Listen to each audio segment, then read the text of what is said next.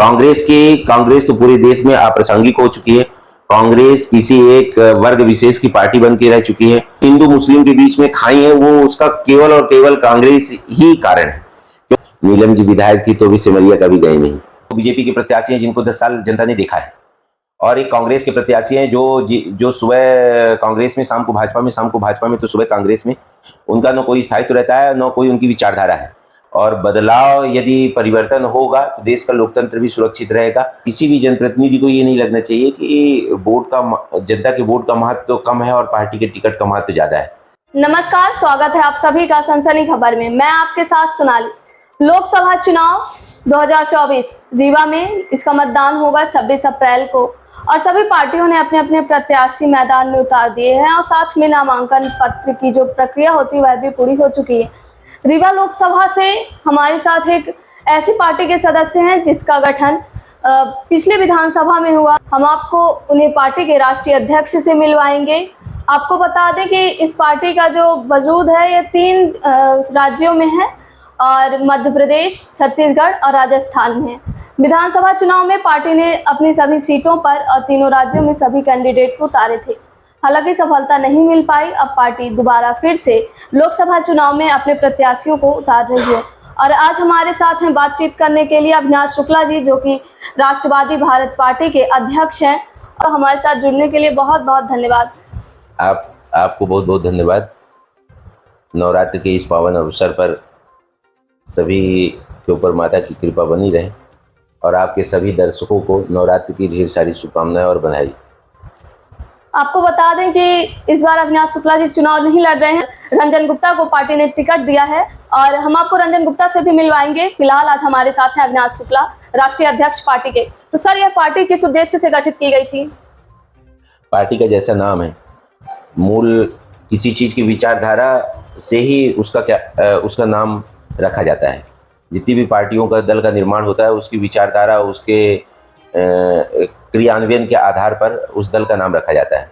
तो हम लोगों को एक राष्ट्रवादी भारत पार्टी का नाम जो रखा गया है, उसको राष्ट्रवादी भारत का निर्माण करना है, जिसमें जाति पाति भेदभाव पंथ की राजनीति ना होकर देश को सर्वश्रेष्ठ बनाने की बात हो, देश को आगे ले जाने की बात हो। क्योंकि यदि देश का समुचित विकास होगा, देश का समग्र विकास होगा, देश में आर्थिक रूप से संपन्नता आएगी, देश में न्याय का वातावरण रहेगा, देश में भ्रष्टाचार मुक्त देश होगा, तो देश को निश्चित रूप से आने वाली पीढ़ियों को एक अच्छा भविष्य मिलेगा। इसी उद्देश्य से राष्ट्रवादी भारत पार्टी का निर्माण किया गया, और राष्ट्रवादी भारत पार्टी का निर्माण एक राष्ट्रवादी भारत के निर्माण के संकल्प के साथ किया गया है।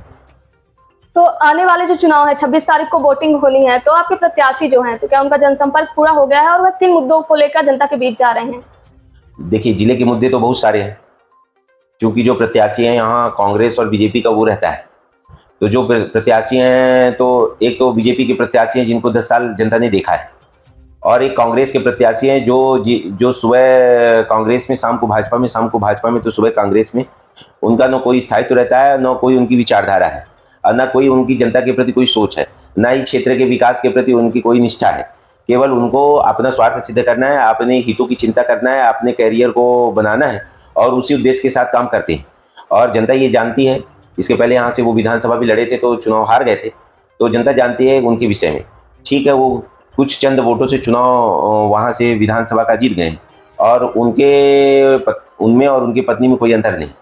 तो मेरा ये कहना है कि जनता को समझना चाहिए कि एक नया विकल्प के रूप में देश चाहता है, नागरिक चाहते हैं, और बदलाव, यदि परिवर्तन होगा तो देश का लोकतंत्र भी सुरक्षित रहेगा, जनता की आवाज़ भी सुरक्षित रहेगी, जनता के वोट का महत्व भी रहेगा।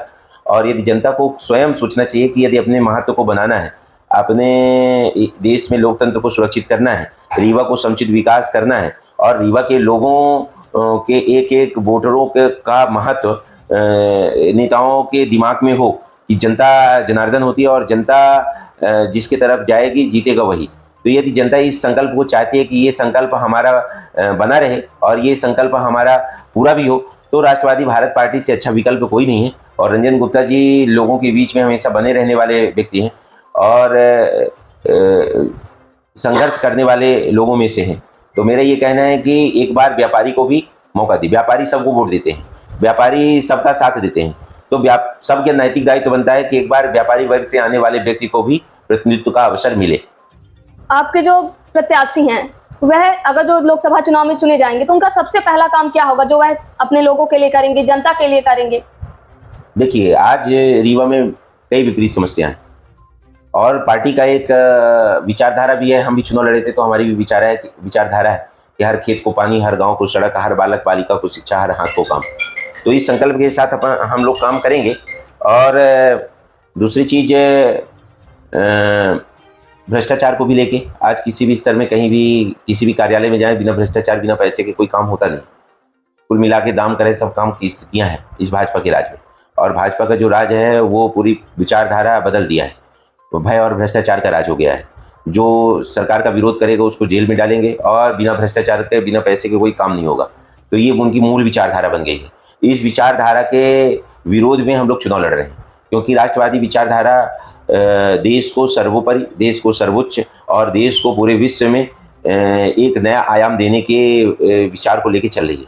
तो मेरा ये कहना है कि अब जब किसी भी व्यक्ति को सत्ता काफ़ी दिनों तक मिल जाती है तो उसको घमंड भी आ जाता है और उसको जनता की वोट की अहमियत उसको ख़त्म लगने लगती है। तो मेरा ये कहना है कि एक विकल्प के रूप में राष्ट्रवादी भारत पार्टी है जो जनता की सेवा के लिए दृढ़ संकल्पित है और क्षेत्र के विकास के लिए कृत संकल्पित है। और जिनको कोई नहीं पूछता उसको राष्ट्रवादी भारत पार्टी पूछने का काम करेगी। जिनको कोई ध्यान नहीं देता उनको पूरा ध्यान देने का काम करेगी। नेताओं से आपका तात्पर्य है या फिर जनता के लिए आपका? नहीं, हमारा पार्टी से तात्पर्य है कि पार्टी में बहुत सारे ऐसे लोग हैं जिनको ये लगता है कि हमको टिकट मिल जाएगा और हम जीत जाएंगे। हमको जनता से कोई मतलब नहीं, जनता की मजबूरी है वोट देना। तो मेरा ये कहना है कि जनता को, लोकतंत्र में यदि जनता मजबूर हो जाएगी तो लोकतंत्र भी मजबूर हो जाएगा, क्योंकि जनता के लिए ही लोकतंत्र है। तो जनता के द्वारा, जनता के लिए, जनता के लिए शासन। तो मेरा ये कहना है कि लोगों को ये नहीं लगना चाहिए और किसी भी जनप्रतिनिधि को ये नहीं लगना चाहिए कि जनता के वोट का महत्व तो कम है और पार्टी के टिकट का महत्व ज़्यादा है। यदि पार्टी के टिकट का महत्व ज़्यादा है तो बस जनता का महत्व खत्म हो चुका है। तो मेरा ये कहना है कि जनता अपनी प्रासंगिकता को बनाए रखना चाहिए। जनता सर्वोपरि है लोकतंत्र में, और यदि जनता जिसके साथ है चुनाव वही जीते। टिकट पार्टियां कई होती हैं और पार्टियों की टिकट लोगों को मिलती रहती है, मगर जीत का जो मार्जिन होता है और जीत का जो प्रमाण पत्र होता है वो सबसे महत्वपूर्ण होता है किसी भी व्यक्ति के लिए। तो मेरा ये कहना है कि जनता प्रत्याशी के ऊपर, राष्ट्रवादी भारत पार्टी के प्रत्याशी के ऊपर आशीर्वाद बनाए, सहयोग करे और निश्चित रूप से एक नई गति, नया आयाम, नया विचार के साथ साथ नया विकास देखने को मिलेगा। और एक ऐसा विकास मिलेगा जो समग्र विकास हो, समुचित विकास हो, सबके लिए विकास हो और सबके प्रति अच्छे भाव के साथ विकास हो।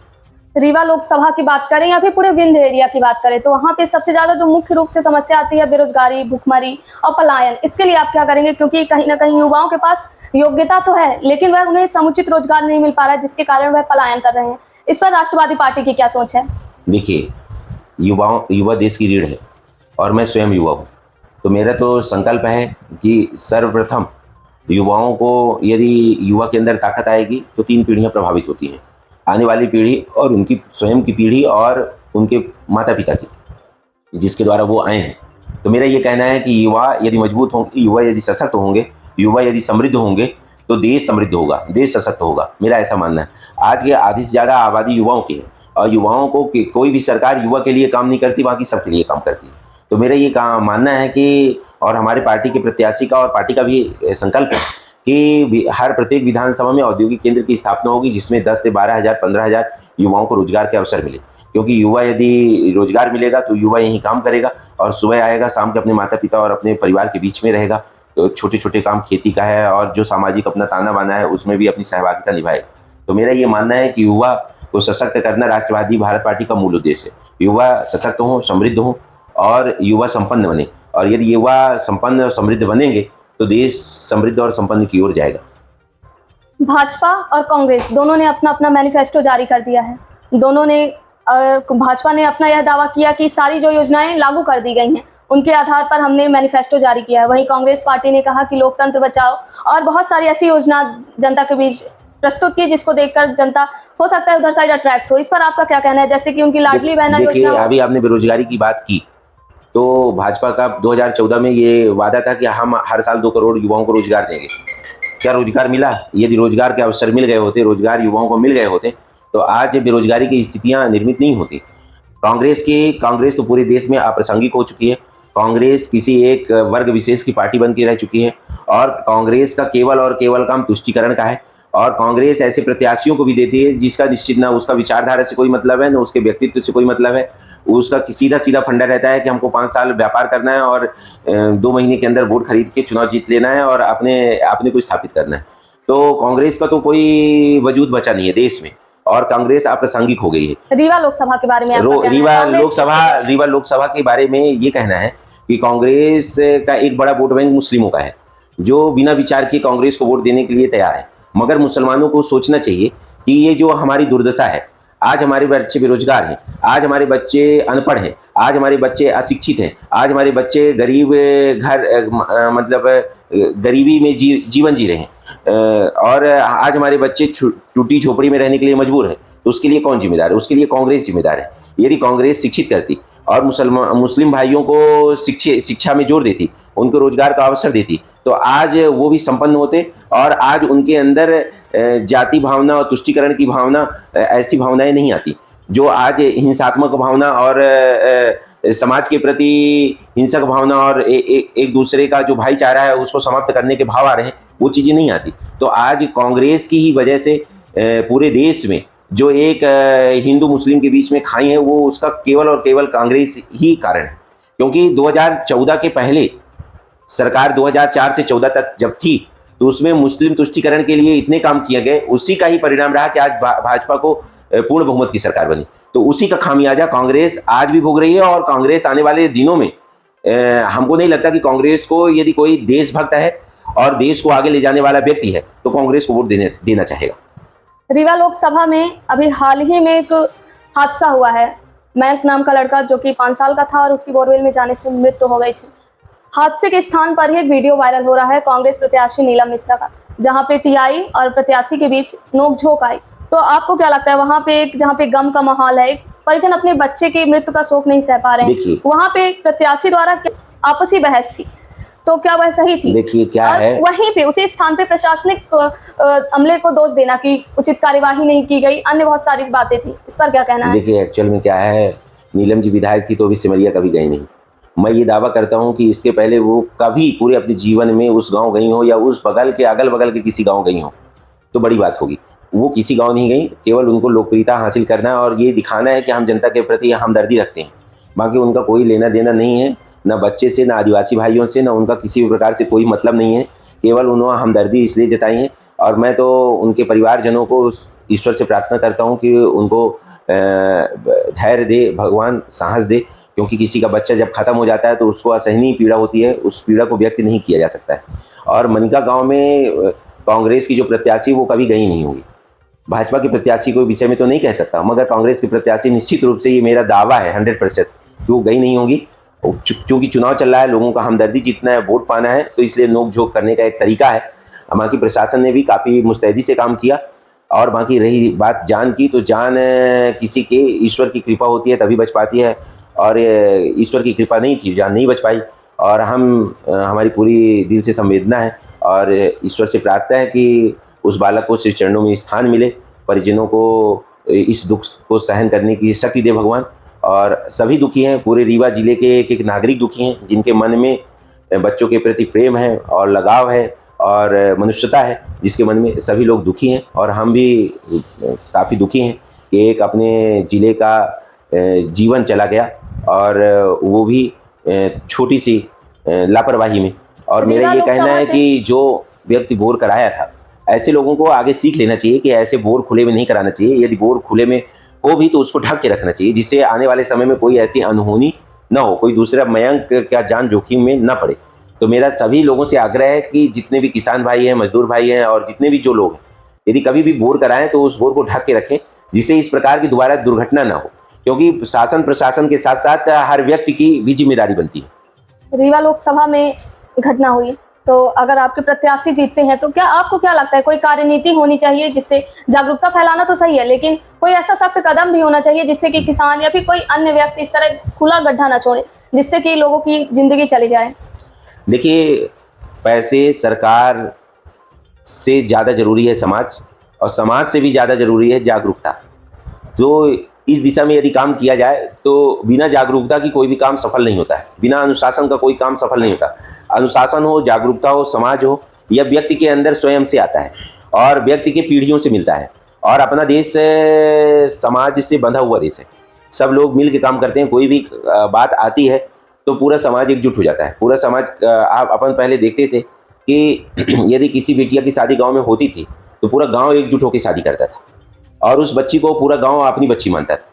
तो मेरा ये कहना है कि सामाजिक स्तर पर, राजनीतिक स्तर पर और लोगों के बीच में एक जागरूकता का माहौल आना चाहिए, और जागरूकता एक नई दिशा का आरंभ करता है।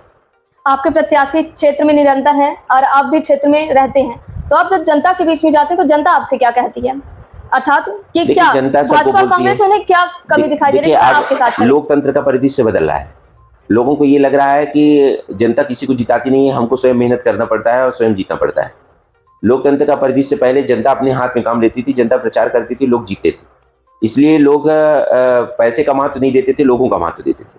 आज लोग सोचते हैं, और कुछ समाज के विकृत मानसिकता के लोग भी हैं, कौन कितना पैसा खर्च करेगा, किसको वोट देने में फायदा रहेगा, कौन हमारा ध्यान देगा, इससे कोई मतलब नहीं है। इससे मतलब रहता है कौन हमको कितना मदद कर देगा और कितना हमको चुनाव वोट डालने के पहले कितना दे देगा, हम उसी को वोट देंगे।